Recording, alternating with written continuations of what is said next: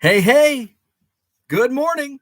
Welcome to Hobby Evolution episode 632. Ironically, today's topic, inefficiency. Here I am 8 minutes late because of my inefficient laptop. And hopefully my inefficient Wi-Fi doesn't affect us this morning either. We've already got Herman in the chat. What is up? Good morning. Terry, John, thank you for the like, Herman. Ed, Rich, good morning, all. Rich, I am so sorry to hear about your situation. Hopefully, your wife is feeling better, doing well, and fast recoveries. And Rich says, I have now joined Bo in the not going to the national club, but did not even get to make a video. Bummer. So it is National Week. So for those that are going, enjoy, have a safe trip. I say enjoy. I know you're going to enjoy it. Program notes. I was on with Raul from AIH Sports here on YouTube last night. So check out that video. We talked a lot about Cubs. He is a Cubs fan. Oh, I just got a message from Zach. Zach says, go to YouTube settings and click pin P. You are welcome. Awesome. So Zach, thank you. What was I saying? Lost my train of thought. But for good reason. Ed says, well wishes to your wife, Rich. Fall Creek Collectibles in the house. I asked the PA and was told it was advisable not to go. If it were Chicago, I'd give it an effort even for a shortened visit. Zach says that's the picture-in-picture settings. That's how you get it. Awesome. Thank you. Good morning, Shaw Cards. Victor in the house. Oh, yes. I was on with AIH Sports last night. He's a Cubs fan. So we talked a lot about our Cubs memories, how we became Cubs fans and collecting. I shared some of my Cubs cards. So fun conversation. That's on AIH Sports on his YouTube channel. Tomorrow night, Hobby Hotline, I'll be on.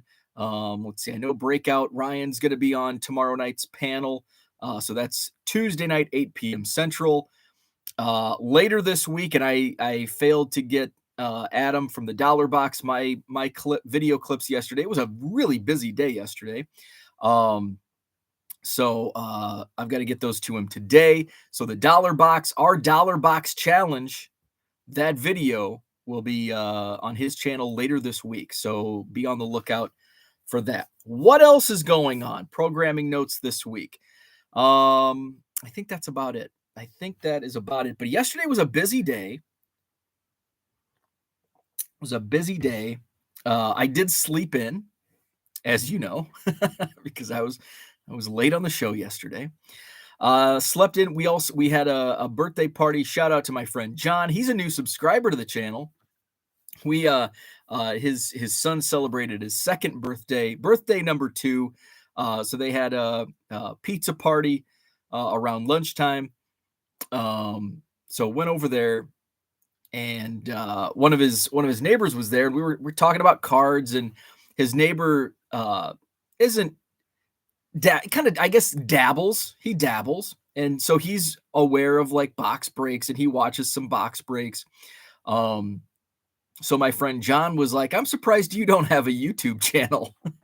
And it's like, I think I do a really crappy job at promoting it to like my friends and family. Like, I never really post my videos on my like personal Facebook page.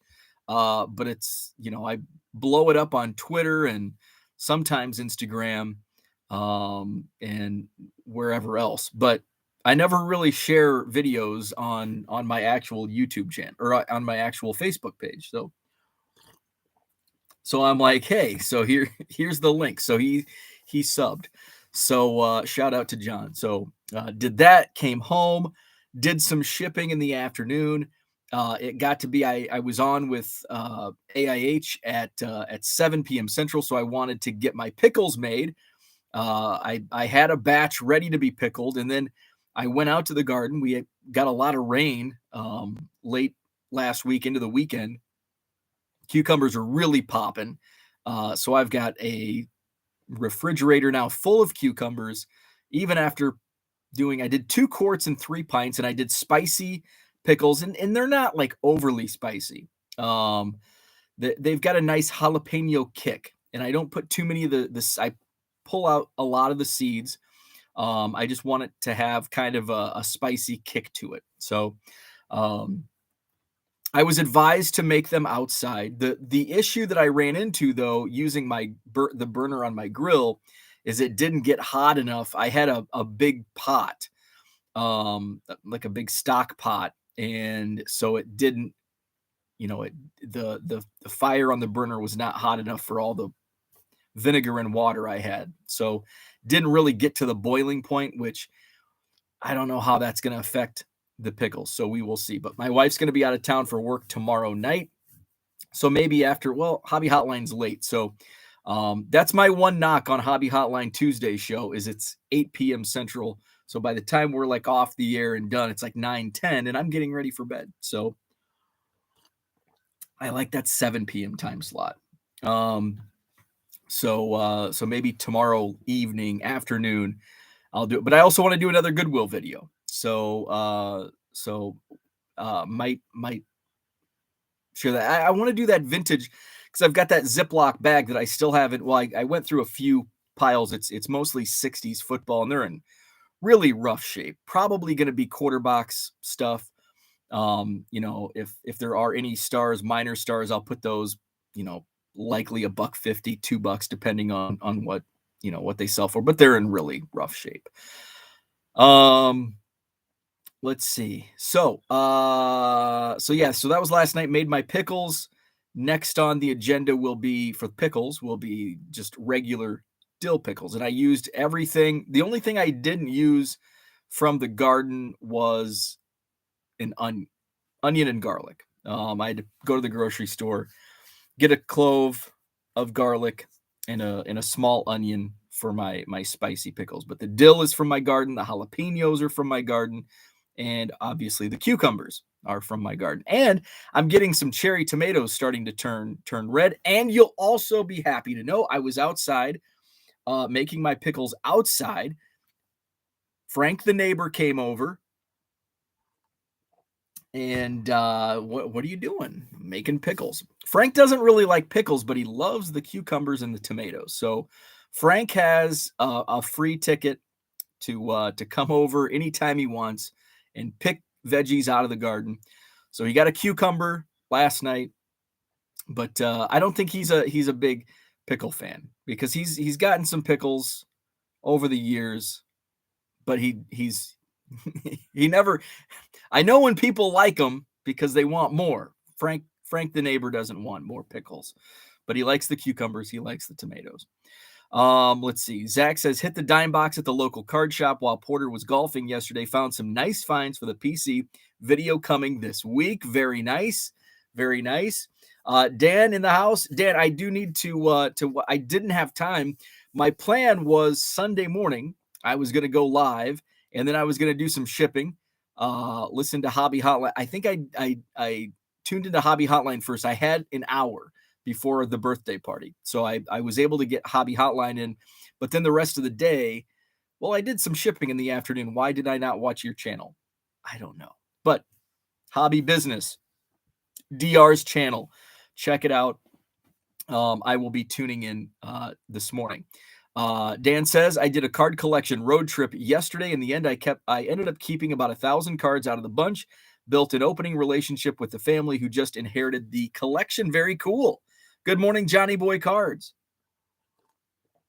Jenny says, I agree on Hobby Hotline time. It gets late, especially for the East Coast, I would think.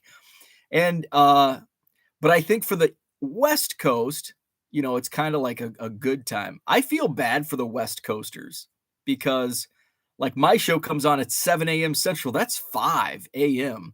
And like even Ty from Bench Clear, he's like, I'm up early, but 5 is a little too early to consume the content live. Card Hobbyist, what's up? Good morning. And then like 7 p.m. Central is only 5 p.m. Central. And just think about from your own vantage point, like here in the Midwest or East Coast. What are you doing at 5 p.m.? Like 5 p.m. is not for me, not ideal. 7 p.m. is, but like California, West Coast, 9 p.m. is like the 7 p.m. 9 p.m. for us is 7 p.m. for them. Anyway, yep, agree. I've noticed when you came late on 9 a.m. weekdays, you had way more viewers. Yeah, it's funny like that. But it's not ideal for me because I like to. I don't know. I think the way my brain works, it's it's like going from one thing to the next, and I just don't feel productive. Um, but yeah, like I have noticed that as well. Like if when I go on late and it's like nobody's gonna watch because it's so late. Um, but I have like a seems like a lot more viewers. It's like, should I just go at 9 a.m.? But I know some people 7 a.m. works well. Um, and hopefully for those that it doesn't work well, they can watch it in replay. But it's fun to have that chat going. So but for me it's just kind of tough to, break away and come back at 9. So I don't know. Let's see. Bearded Bookworm says, I'm in Arizona. I wake up early usually, or I'm just getting off my overnight shifts at work. Rich says, Bo is the radio guy. He likes his morning drive. Yeah, this is the time. This is the time, morning drive time. And there's a reason why your favorite parts of a morning show, if you're driving to work, there's a reason that the best parts of it's kind of like Saturday Night Live. The best skits are in the first 30 minutes because people are falling asleep. After that, same with same but not the same with morning drive. People are driving to work, so you're capturing the most viewers at key points, 7:20. For those going in at 7:30 or 8 o'clock, 7:40. So those were, Cooking with Bo. The Cooking with Bo show was a 7:40 time slot because that was the key time for our market. And it varies by market. Our market was small. Like we didn't have traffic jams. So people didn't have to, you weren't sitting in traffic. Well, you might have been sitting waiting for a train or a red light. But it was pretty smooth sailing as far as travel goes. So 7:40, everybody was in their cars going to work at, and I think that it's 9 to 5 is like the East Coast, but it's like 8 to 4 in the Midwest. So 7:40, people were driving on their way to get to the office at 8 a.m. There's the dollar box. What is up? I was just talking about our challenge. I failed to get you the videos yesterday. I was swamped throughout the day, so I will get those videos over to you today. Bearded Bookworm, you need to incorporate the bells, whistle, and prank calls. Cooking with Bo, we should do that again today. Mark says, morning all. Morning Mark, wishes Rich's wife well. Bo in the kitchen whipping up breakfast for the missus. I don't think my wife really cares for my cooking. Because that's why I had a show called Cooking with Bo, because I wasn't a good cook. I'm decent on the grill, but that's about it. Let's see. Dollar Box says, no worries. I have hours of editing to do anyway. So speaking of that, since Adam's in here, the Dollar Box, I did bring down some cards. These are just the ones I've listed on eBay so far. Adam, this is from the first dollar box that I hit before our challenge. And I didn't have, and this is how good this dealer's dollar boxes are, because there's some good cards in here for a dollar. This is a Bo Bichette purple parallel numbered to 250. Not a big card, but it might sell for $3. Kumar Rocker, just drafted 3rd overall by the Texas Rangers, numbered to 499. And actually, I think this says New York because he was drafted last year by the Mets. So this is a a nice card. This is probably going to sell for in the $5, $6 range.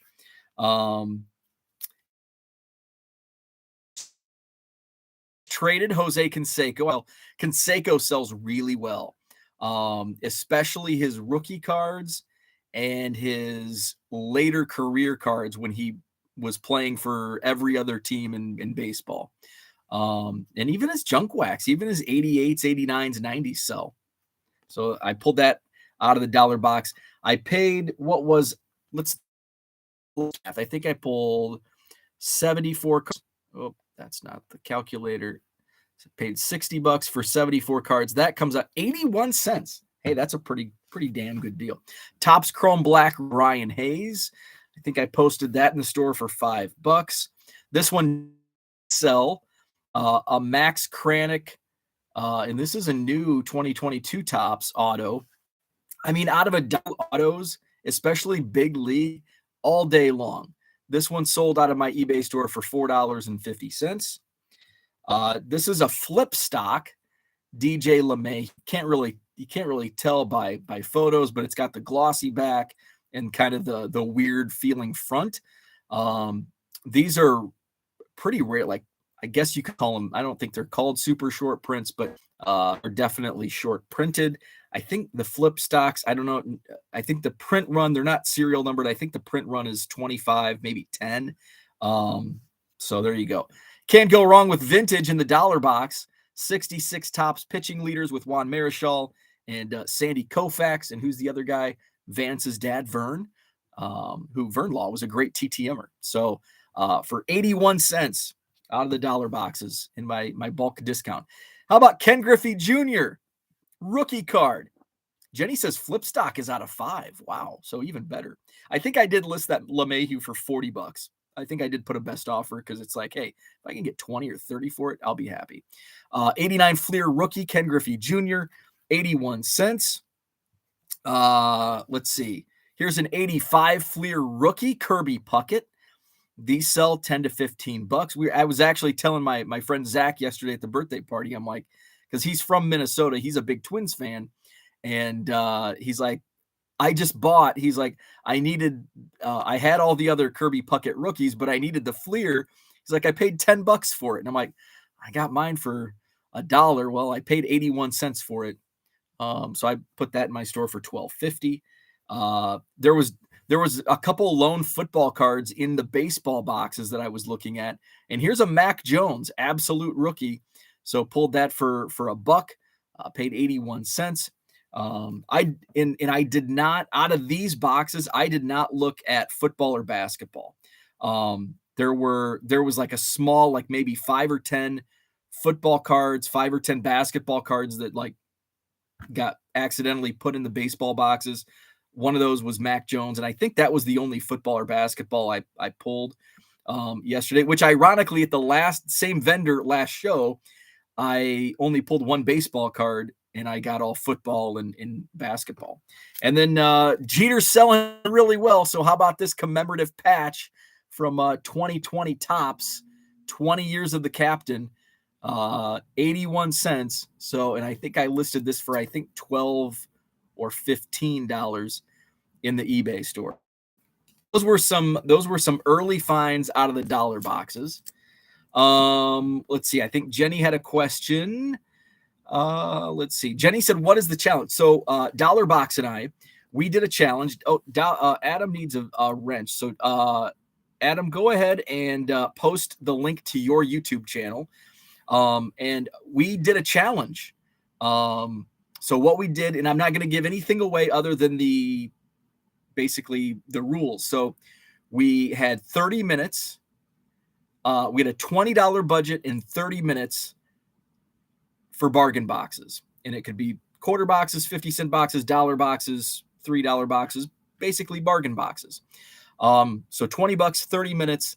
And we're going to let YouTube decide who the winner was. And the winner gets bragging rights. That's about it. But yeah, so that video, I think, will be up at some point, maybe by the end of the week. I don't know.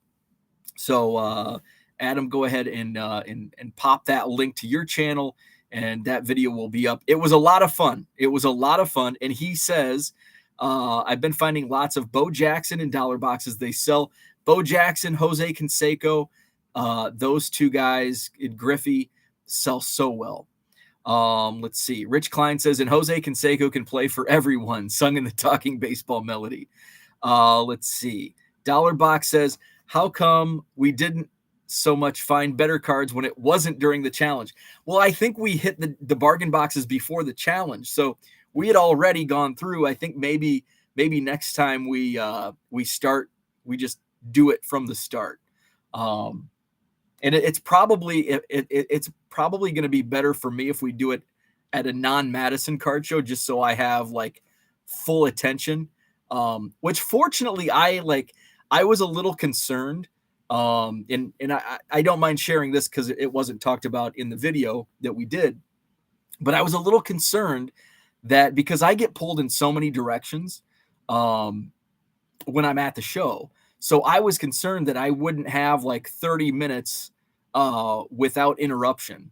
But I was able to get through it. So I didn't have any I was able to hit the boxes that I did hit without interruption, and was able to get that done. But I think it was tough for me to when you showed up, and just that early morning for me is really tough. So, and it's not fair for you to wait for me. So I think if we find a show that we can hit up together and we can do our next one at like a non-Madison show, that way it's kind of, we can get to it right away, do all that. Let's see. Leo's in the house. Happy Manic Monday. My computer was acting manic this morning, hence the 8-minute delay. I buy any Jeter. Agree. He's the easy seller. Feeling like Bo, I've got a hoodie on for the first time in 4 months. It's 68 in my house. It's like 68 every day here. It's so freaking cold. I go outside to warm up in the 95 degrees and humidity. Jenny says, yep, weather talk. It's 48. Geez, Louise. Are you in the North Pole? 48 degrees where Jenny's at in Minnesota. We have, I think it's only 63 here. It was chilly when I took the dog out, 63 degrees. Our high's only 76. Yesterday would have been a great day for a bike ride. We were talking about that at our friend's house. And because my buddy Zach has him and his wife ride. And man, I went to Mount Horeb a few times. I went to New Glarus. And now I've gone to Mount Horeb once, went to the Riley Tavern, which is only 6 miles away. I haven't done many bike rides, and I took the dog for a walk yesterday afternoon, and I'm like, man, it would be a perfect day because it was like in the 80s, sunny skies in the 80s, perfect day to go for a ride. But I just had so much going on. It's going to be it's a swamped week this week, and I don't even have a card show coming up until the following August 13th. So let's see. Fall Creek says, I missed some up above. Where are we at? John Evans in the house. What is up, John? Sounds like you're getting your excuses in first. Zach and Porter says, overheard an employee at LCS say that junk wax era cards will be in high demand in the future because so many people are tossing them thinking they aren't worth anything. I agree and I disagree with that. I agree in the interim. They're in high. I would say they're in high demand right now. Comparatively speaking, I take for example that Jose Canseco 86 traded rookie. That was and I pulled it out of the dollar box. But I mean, you couldn't sell that on eBay 3 years ago for $2. I mean, you would put that in your eBay store for $1.50, and you would be happy if it sold. Now it's a $5 card. So there's a higher demand sparked by the pandemic and people coming back just like Zach and wanting those Jose Canseco rookies, because when we were kids, they were out of our price range. But I think people have been saying that for a long time, like everybody keeps throwing them away. Nobody wants them. I think this is kind of peak junk wax era. I think we're in the peak. I don't think it's going to, I don't think junk wax era cards will be in much higher demand than what they are now. But that's my opinion. Who knows? Who knows? Max, what is up? I didn't know there were shows other than Madison. Well, hey, I like that. No, there's some great shows around. There are some great shows. The next show that I'll be at, I'll be set up as a dealer in Rockford, Illinois. That's coming up on Saturday, August 13th. And then I'll be set up in Janesville, Wisconsin on Sunday, September 4th. So I'll have like 2 shows in a row. I'll have brand new bargain boxes. So come out and see me in Rockford, Illinois in 2 weeks. Rich says we call 68 for a low October. I would say that's what we do here as well, but I guess 68 at night is, I guess, kind of average for like June and maybe into July. And then we get some days like this, like right now it's 63, 64. That's cold for July. That's really cold for July. Usually it's around 7. I mean, and I say really cold, but I mean, those 5-6 degrees. I mean, I can tell you think on the surface, like, well, what's the difference between 70 degrees and 63 degrees? A huge difference. Like, just think about your house. The difference, like, we keep our house set at like 68 or 69 degrees. If it's 71, I notice it right away. Like, it's really warm in here, and it's only 2 degrees. Anyway, Fall Creek says, Bo or anyone else have challenges selling oversized cards? Those things move so slow. Absolutely. I don't even typically mess with them unless, and I'm talking like the box toppers. I bet I have. Yeah. I mean, look, I have these Allen and Ginter box toppers from 2020 that have been sitting in my eBay store since 2020. They just don't move. The bigger names will sell, but oversized cards, I've got box loaders from Topps Heritage Miners from a couple of years ago. I hate them. I hate oversized cards. I hate mini cards. I just like standard size cards. There's Adam. There's the Dollar Boxes channel, so check him out. Make sure to subscribe to his channel. Where we at? I thought the only card show was on John Nolan Drive, which, by the way, we might as well pump the next show. Saturday, August 27th. Next Madison card show. Have another 120 tables. Most likely will be sold out. So come out to John Nolan Drive, Sheraton Hotel. 68 in Chicago. It's 720 in Jersey. Whew, that's warm. Let's see. Rich says it's the only show that matters. 720 mark. Geez, that's a bit warm. That Madison show is a baller. Well done. Totally different than last time I was there 6 months ago. The funny thing, I'm glad you're in here because I watched, after we met, I went through and I was watching some of your videos. And I'm like, whoa, you were at my show. And I was like the only bargain box up until like March. I was the only bargain box dealer. And I had some, and I've talked about this before, some dealers had bargain boxes along with showcases, but it wasn't like a dealer that specialized in bargain boxes. And you made a comment, and you've actually inspired me to change up my bargain boxes just a little bit, because I do fill a box for $20. And I have all of my cards. I did have all of my quarter cards sleeved. And I thought, and I remember your comment to me at the show. You asked, can I take these out of the sleeves? And I'm like, well, yeah. I was happy because I got to keep the penny sleeves. And your point, which I get both sides, I didn't even think of it from your side of view. You wanted to get more cards and drive, the price per card down. You mentioned that in your video. And I'm like, that's genius.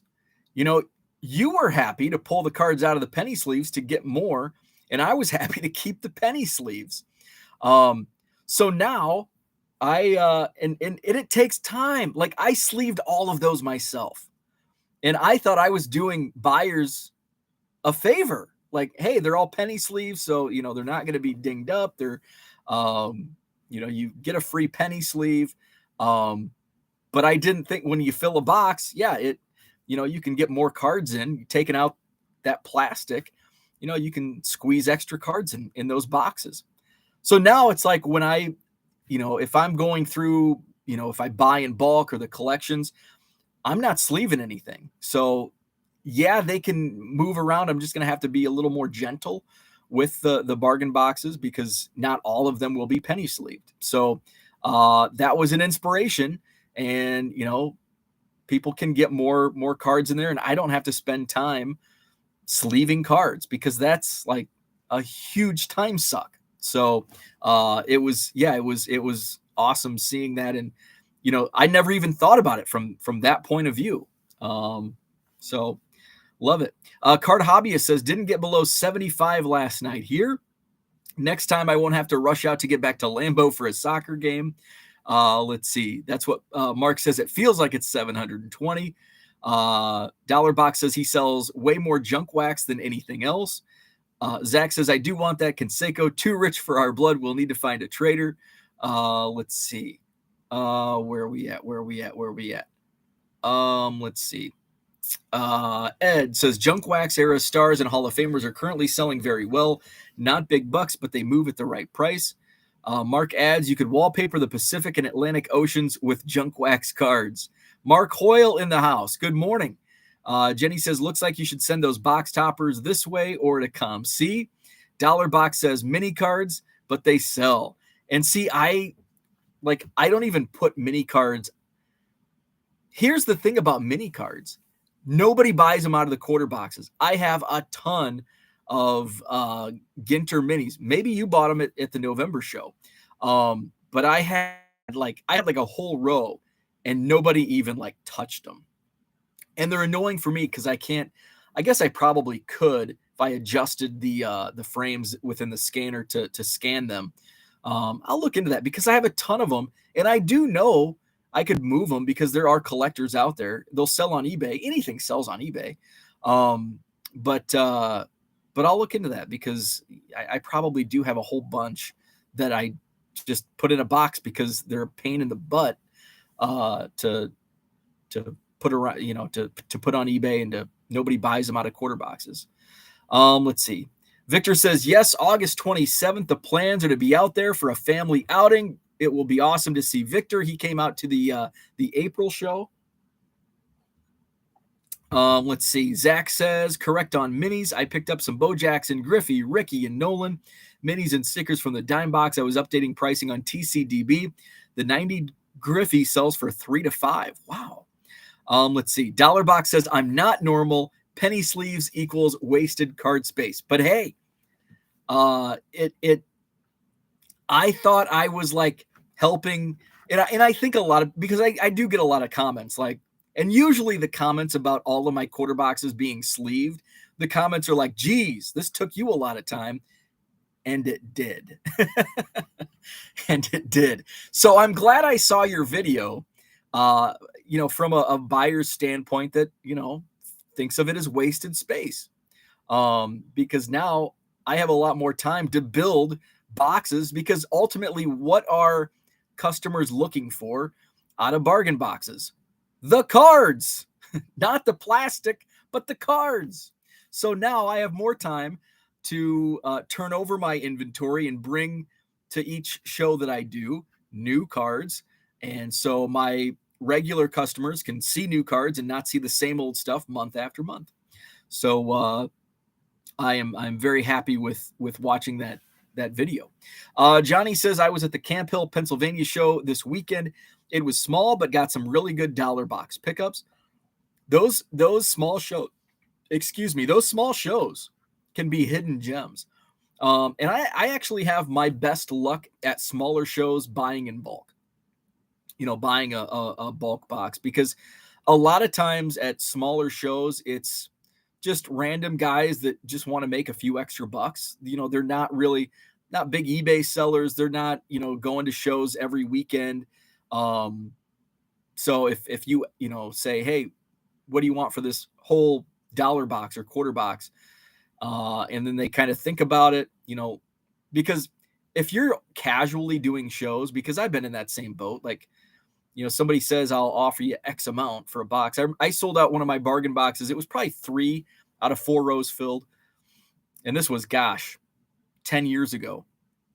I think it was in Peoria, Illinois. And somebody and I think I started at like 125 or maybe 100. And I think we settled at $90. And I was pretty happy. There was probably some really good stuff in there because I didn't really know the modern market at that point. This was probably 2014. So he probably got a great deal. Hey, I made $90. I was happy. But those smaller shows, and I was like a casual, like that was probably the only show I set up at within a 5-year period, 3-year period. So some of those smaller shows, guys just want to I clear out space and make $100. I'm happy. And then the buyer's happy because, hey, I can flip this $100 box for $500, with grinding it out, selling singles. Let's see. JG, what is up? Anyone sending in early refractors pre-2000 for grading at PSA July special, especially Baseball Hall of Fame? Let's see. People digging through your boxes won't be so gentle. That is true. They can get pretty messy by the end of the day. Let's see. Jenny says, when you say not all penny sleeved, you mean quarter boxes ? Now tell me what you're doing with dollar boxes. I'm prepping for a show on August 13th.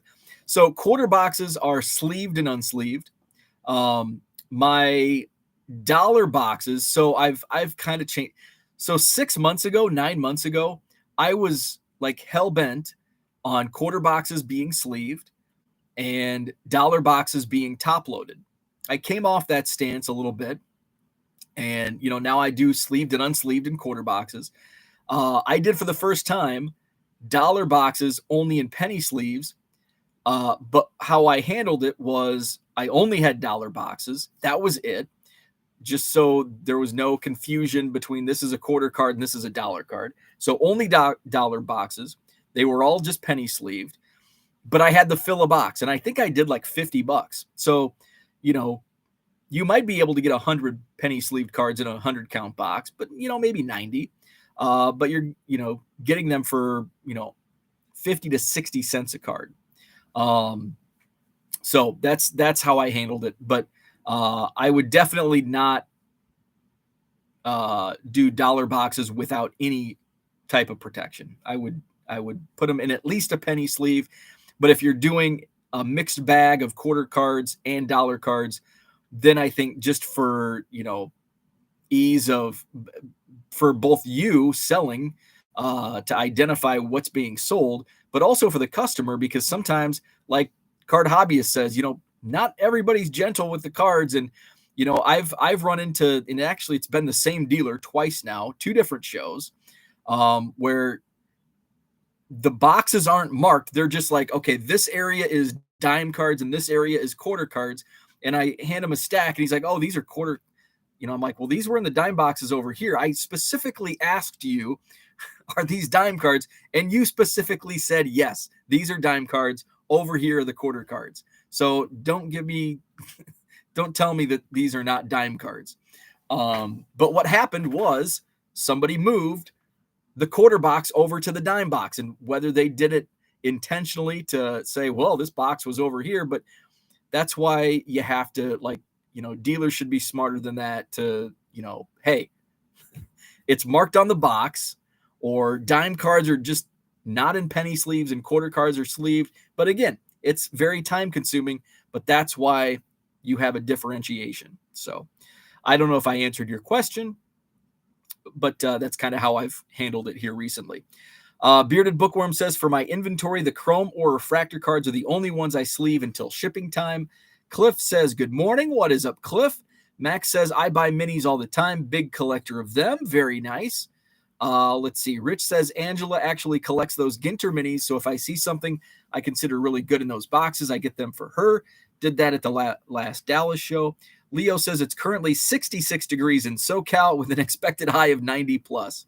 Fall Creek says someone makes penny sleeves for the minis, just not just small, but a slot for a mini inside a regular sleeve. Those are awesome, because Nothing worse than, especially when I have them tabbed out, like here's my 2020 Ginter minis, and you pull out the stack and they're all just fall all over the place. How many times have I pulled out a stack of minis and they've done the, it's raining Ginter minis. Let's see. Smaller shows, it's easy to buy out a dealer. Good bulk for cheap. Absolutely. Love the small shows as a buyer. Also, don't bother sorting by sport. I like the randomness, and it will help you as a dealer to not have to constantly reorganize them. So I am definitely always going to organize by sport. Because there's a lot of, like, I typically don't like football and basketball bargain boxes unless I know, like, there's certain dealers that I know have good stuff, that at least good stuff that I know is good stuff. But I can pick out, I know exactly what I can move most baseball cards. I know it's a good deal if I can get it for $1 or less. But I don't for football and basketball. So I do like the organized by sport, but and I've talked about this, and I don't think you've been in the chat when I've talked about this, but I've talked about like the organization of bargain boxes, and it's funny how many people really want organized bargain boxes, and then there's guys like us, and you're even more further down the line than I am. I like randomness, but I like randomness by sport, because I typically just go to baseball. But some people want it like sorted by, and I'll get set builders all the time come up and like, do you have any 81 tops? I only need 4 left for my set. I'm like, there might be a couple, but it's not worth your time to look through, because you'll sit here for 3 hours and likely not find what you're looking for. So I'll try to point you in the right direction to a dealer that may be able to help you. Some people want teams. Like, I'm looking for Cardinals, or there's a lot of player collectors, and I've thought about sorting, but we're talking about efficiency and inefficiency. And for me, sorting is inefficient. Typically though, when I buy bulk, it's usually sorted, or even my Goodwill pallets. It's somewhat sorted by sport. So I always, in like with the Goodwill pallet that I'm sorting right now in the rec room, I've got four row boxes that were empty, that as I'm sorting through the pallets, and sometimes it is disorganized, but I put it in piles by sport and then just put it in those 4 row boxes. This is a football quarter box, baseball quarter box, basketball quarter box. This is the Cubs box. This is the eBay box. So I guess there's 5. So I do like to organize it by sport. Andrew A in the house. What is up? Where are we at in the chat? Let's see. Oh, I went too far up. Andrew A. Jenny Fall Creek asks where the August 13th show. Cambridge, Minnesota, at the City Center Mall. She'll have 2 tables set up. Fall Creek says, I like penny sleeves just because it makes it easier to shuffle through, especially for 80s and 90s Fleer and early 2000s cards. Absolutely. Some of those cards stick together, like those, 95 Fleer, 96 Fleer, 97 Fleer. Those are so tough to flip through. Cooter, good morning. You finally made it. I've been missing. Cooter and John and Victor is in the house. Nothing worse than picking up a stack of penny sleeve cards only for them to slip and pop right out of your hand. I hate that. I hate that. Jenny says, Cooter's in the house. The show can start. Fall Creek says, my grandma lives there. I may have to pay a visit. That's pretty cool. Let's see. So we are going to talk about efficiencies and how my computer was inefficient this morning. Card Hobby says, how far does everyone drill down on item specifics for card listings on eBay? Wondering if I spend too much time tuning the listings. I tend to use sell similar based on existing eBay listings.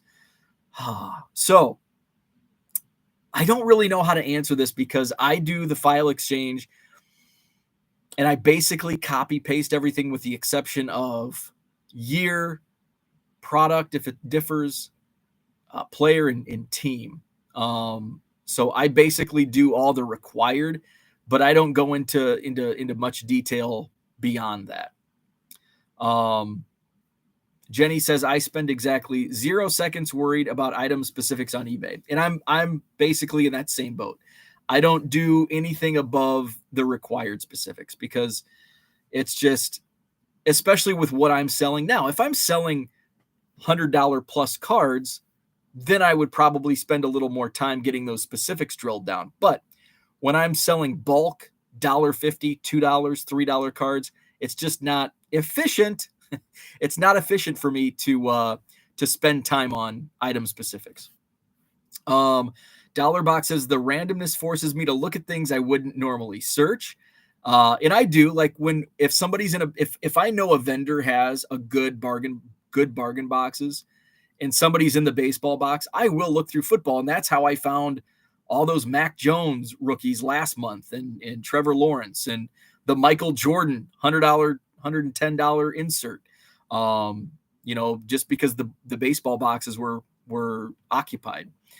Let's see. Dollar Box says, I love hearing about all the shows you were all going to. The best part about the boom in the hobby is the show scene. It is. It's really cool to see. Fall Creek says, I only spend time in item specific if it's a more expensive card. There you go. Numbered, colored, all that. Absolutely. Rich says, Cooter completed his 66 set this weekend. Cooter, congratulations. That is awesome. I've got a friend who texted me last night. He's working on the 19th. He is 154. He has 154 cards. He has 253 still to go on the 52. That'll be a tough one to finish, though, the 52 with that Mickey Mantle and some of those high numbers. Let's see. Jenny says, I have someone helping with my table, so I have to make sure everything is clearly labeled for them to help. Will benefit buyers too. 66 high numbers are tough, just like the 67s. So, ironically, I wanted to talk about efficiency this morning, and I was up early. I was up at like 5:30 this morning, made my coffee. Thank you. My wife made a Trader Joe's run, picked me up some Trader Joe's coffee because I used the last of the Dunkin' yesterday. So I'm on to Trader Joe's today. So I made my coffee, and I wanted to talk about efficiency because of a conversation I had this past weekend at the Madison Card Show. And I come downstairs. I think it was 6:35. And typically what I do is, say it's 6:30. I've made my my thumbnail for YouTube, and I come in, set up the stream on YouTube, send out the link. So it's 6:40, 6:45. I've got 15 minutes, and I can hammer out 10, 12 shipments before I hit the live button. But my computer was had a case of the Mondays, didn't want to wake up, had to restart it, and then it's just trying to boot up, and here I am. And it's one of those things where it's you have to monitor it and do all this, and just completely inefficient. Like, set me back a half an hour. I was 8 minutes late for the show. I could have had 12 to 15 items shipped in the time that I'm waiting for my computer to boot up. And here I am talking about the high cost of inefficiency, and look at what, and I think that's the key factor, like, until you really pay attention, because a lot of times, like, if your computer, you need to restart your computer, run an update, you don't really pay attention unless you start monitoring the clock. And it's like, holy crap, I've been doing this for 20 minutes when I could have been shipping, listing something else in those 20 minutes. But I'm like, I have to wait for my computer to boot up. So I had a conversation Saturday at the Madison Card Show with one of my dealers, and he's like, I've heard you talking about how many items you can ship in an hour, and I don't know how you can do it, because I do like 8 an hour, 12 an hour, whatever the number was. And, I can only share what I do. And I don't think you really realize, if you're a little slower, some of the inefficiencies that are setting you back. So I started asking him, okay, are you sorted, organized? What's your process? And, I said, first off, I'm going to tell you that organization is key. And that's gonna, really help, especially the more volume you have in your eBay store. And right there along with it is a thermal label printer. And he goes, well, I don't have a thermal label printer. I just print it out and cut it. And he goes, and then if I say I sell a George Springer card, I'll go through boxes looking for others because I like to throw in freebies. And I'm doing so much volume, I don't have, the time to do freebies. Some people don't like getting freebies. Some people I know like getting, free cards, or I know, hey, Zach and Porter, I know exactly what they like. So they order something, I throw in a Frank Thomas or a Tim Anderson or a Bears card. So I kind of know what, people, like. But if it's a random that I don't know, I've seen the horror stories on Twitter.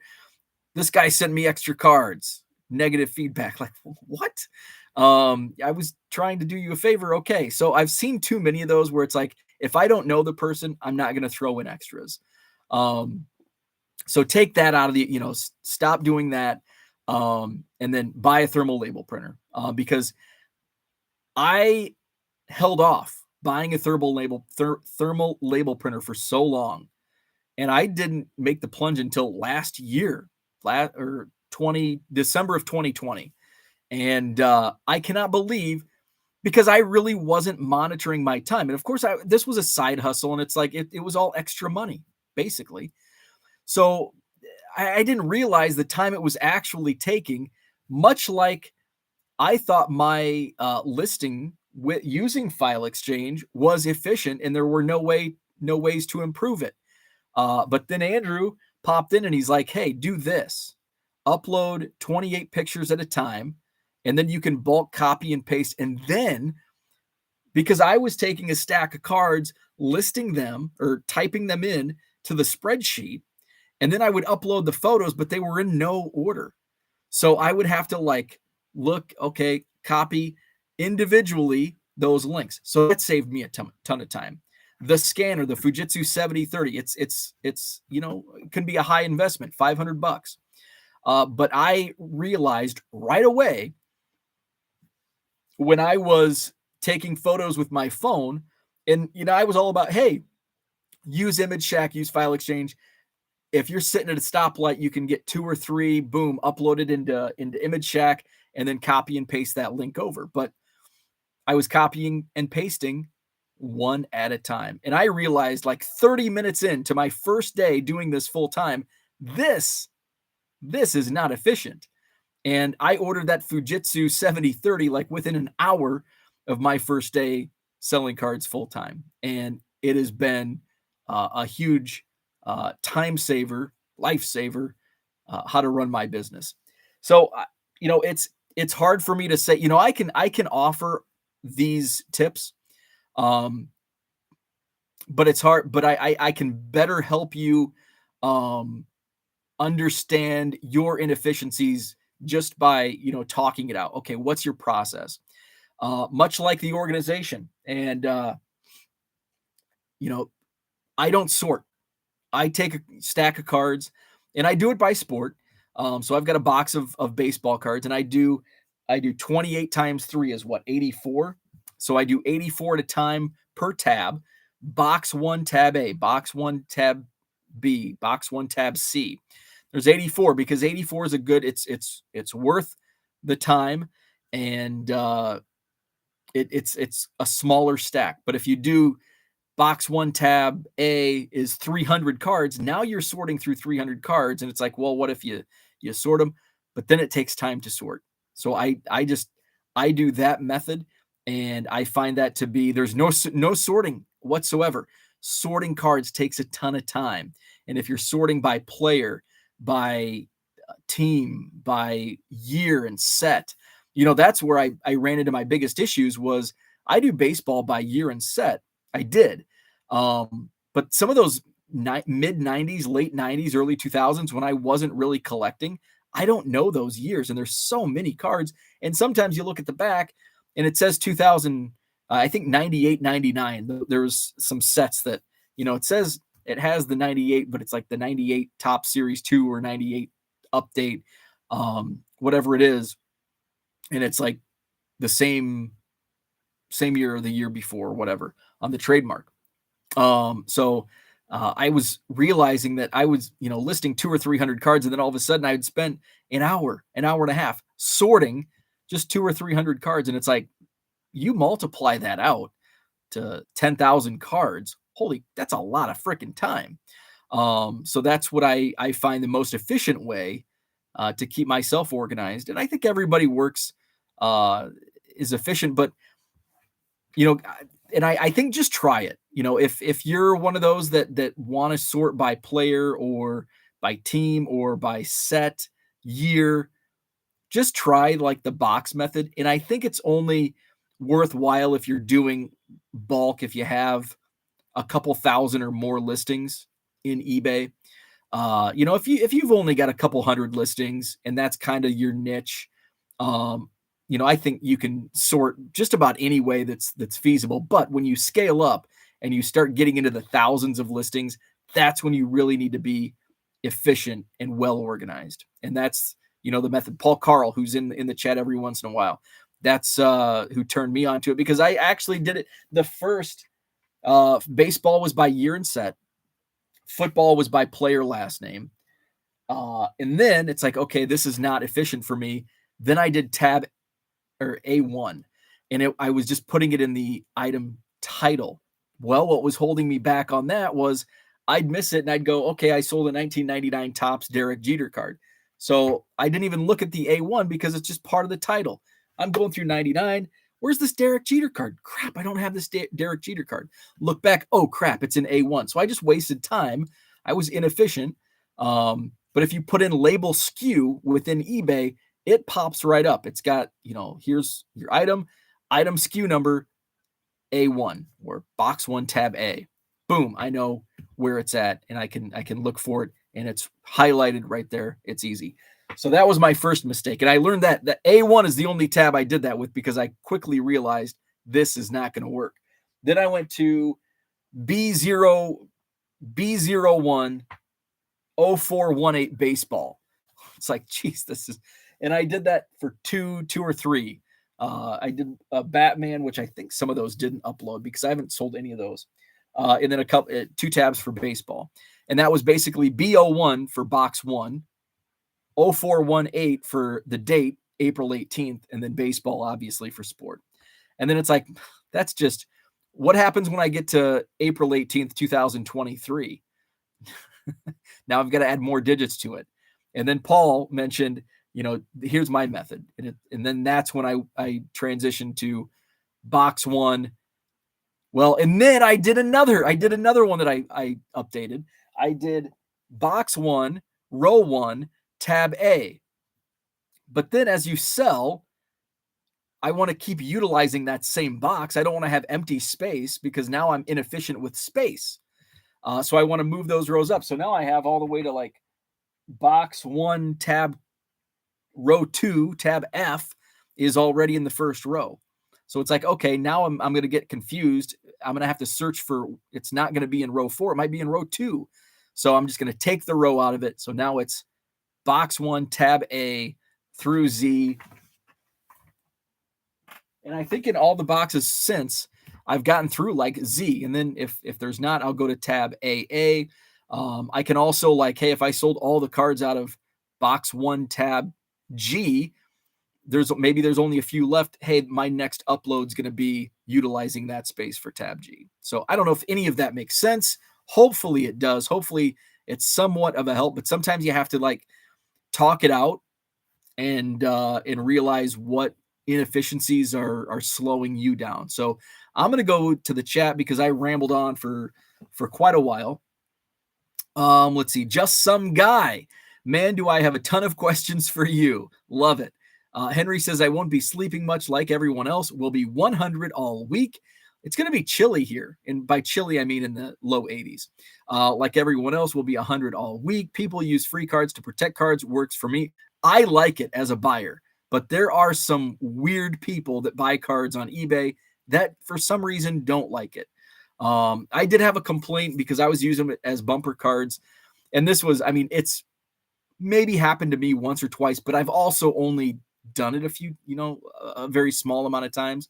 and they complain because they got like Red Sox, they're a Yankees fan, and they got Red Sox cards. And it's like, I didn't even pay attention. Like, and then it's like, okay, maybe if they buy like 3 Yankees cards, I should put bonus Yankees cards in there as the bumper cards. But you bought the card, you get the card, unless I know you and I know that you'll enjoy the extras. Because most people do, but there are some people out there that don't like the extras. Max says the undisputed best card related purchase I have ever made. What was it? What was it? You're leaving me hanging. Cooter says standardized, scalable, repeatable processes are the key to efficiency in any business. Well stated. And like I've just kind of learned, and I've made mistakes along the way, and that's, you learn what's efficient, and just kind of like what I was talking about yesterday at the card show. And as the card show grew, and the more that I did it, I was, I got more comfortable, but I also learned just the little idiosyncrasies. Is that a right word to use? The nuances is kind of like the word that I've been using a lot lately. But I learned a lot of these little things that I can use. And so this week, within the next couple days, I'm going to sit down. I'm going to map out, like, I know my regulars, where they're going to be at for the August 27th show. But then I can also keep that open. And when I start booking tables, I can slot them in. So when I go to the Sheraton on John Nolan Drive the week of August 27th, I'm not sitting at a table scratching my head trying to play chess, moving people around.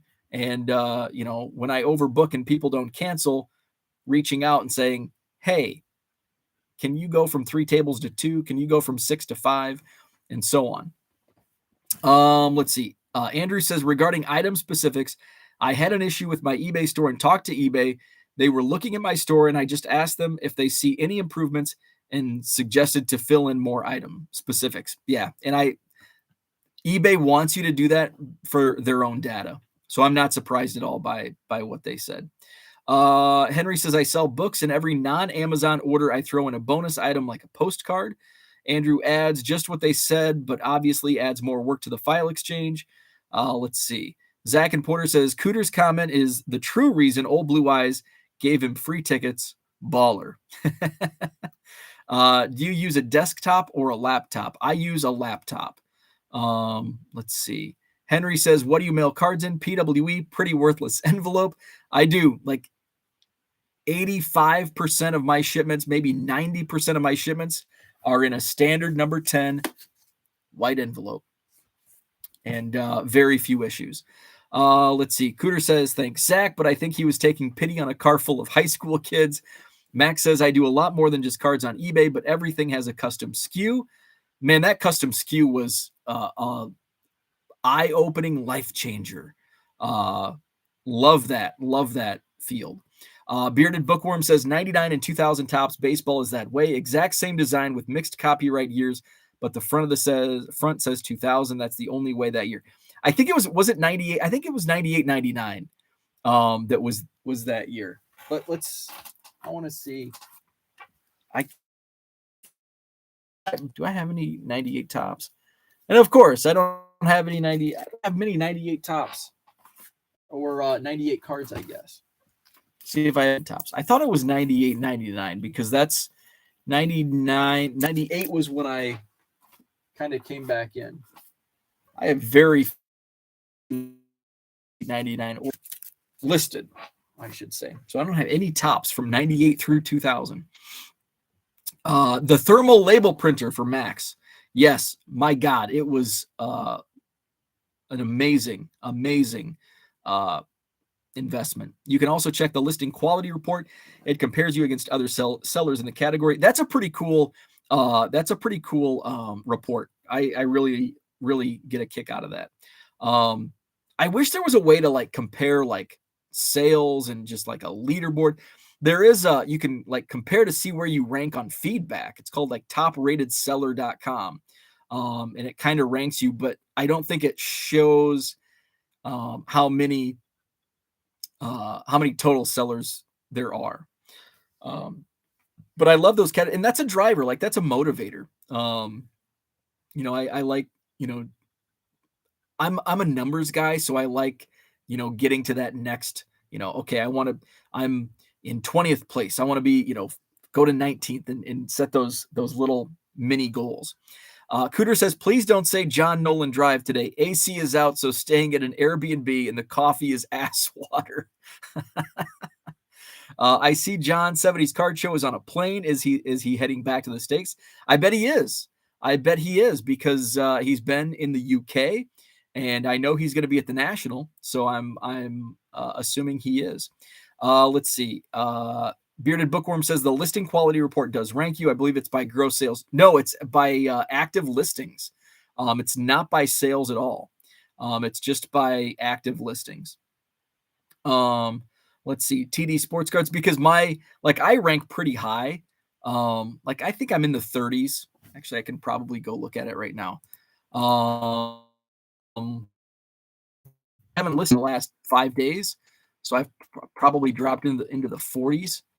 But I know if it were by gross sales, I would not be close to 40 because, I'm not selling high-end cards. So, people that are selling a lot of higher-end cards are going to rank ahead of me. Let's see. So it's performance. So yeah, if you want to check your listing quality report, go to performance summary. And then you can download the listings quality report. And then it opens up in a spreadsheet. My traffic is up in my eBay store. My listing impressions over the last 30 days up 38%. My page views are up 22% in the last 30 days. My dollar sales are basically even over the last 30 days. I'm up 0.1% in sales by dollar, which I was hoping it would be higher because June was kind of a disappointing month. But we still have 5-6 days left in the month, so those improvements can be made. Okay, so it's opening up listing quality report. It's under performance, and then click on summary. And right at the top, there's where you can download an Excel spreadsheet called the listings quality report. Hopefully my stream isn't being affected by this download. It's taking forever. My computer is inefficient. Tracy says, late to the show. Good morning, all. Just caught how you organize your boxes. I definitely need to improve my organization. Dan adds, have you adjusted the promoted listing percentage after the July 10th switch from eBay? I have not, actually. I have not. Let's see. It's still waiting. Nothing is slower than my computer. Okay, opening the listing quality report. Oh my God. I don't know what's up with my computer. It worked fine all weekend, and now nothing is opening. And I probably ran an update because I had to boot up my computer this morning. It's just not loading. Oh, hey, and all of a sudden it popped up. It went from 0% to popping up. So I rank listing quality summary, trading card singles, listing condition unknown, which my numbers are going to be a little skewed because I do have some listings that have listing condition used. So listing condition unknown, trading card singles, that's where I have a bulk of my listings. I rank 34 out of 28,148 sellers. And I'm pretty sure that's live listings. Yes. So this is the summary for live listings. So this is just active listings. This is not based on, well, it does say you rank by sales. What's your rank by sales? What's GMV stand for? 34 out of 28,148 sellers.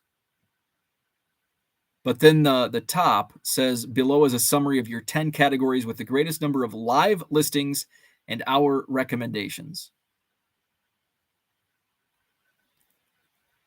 Interesting. But yeah, it says I should add item specifics on every category I have.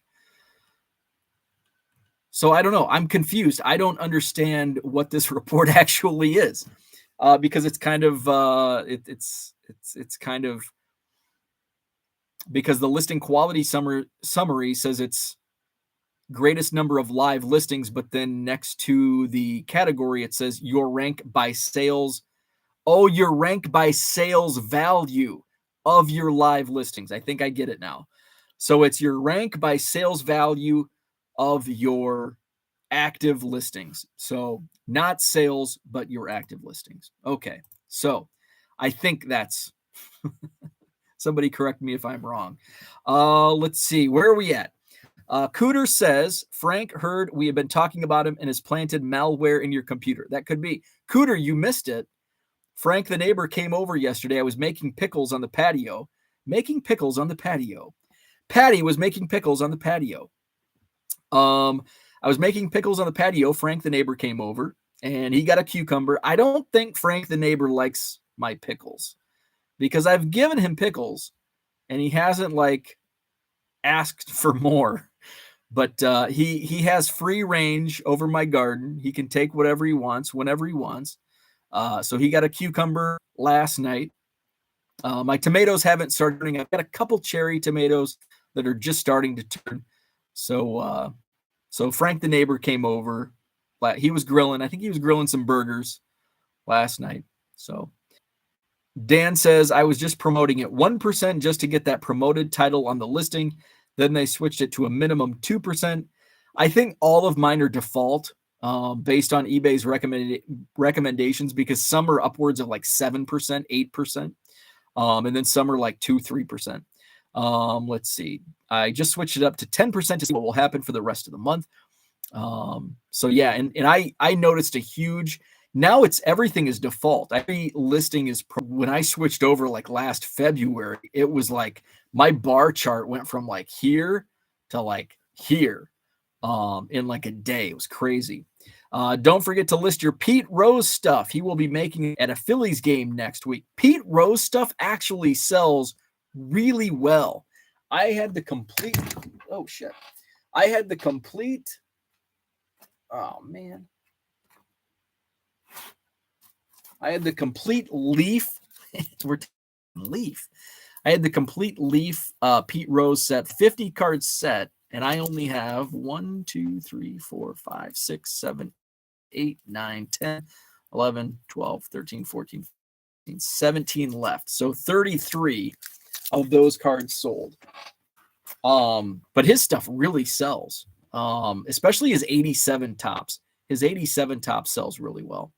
And of course, older stuff. So that's what I had for today. Inefficiency. And ironically, my computer was inefficient this morning and I was 8 minutes late. So thanks for tuning in. Hit the like button if you haven't already. Subscribed. Let's see. Today is Monday. Tune in to Herman's channel, 3B Collection. We're going to do some breaking. We're going to break some Series 2 tonight on Herman's channel. So check that out. I may pop in a video at some point later today. It won't be a live, but it'll be a Goodwill palette update. So I'll put something up hopefully later today. What else is going on? Tomorrow, 7 a.m. Central for Hobby Evolution. That's all I had. So hey, thanks again for tuning in. Thanks for a great chat. Have a great Monday, and we'll see you on Herman's channel tonight.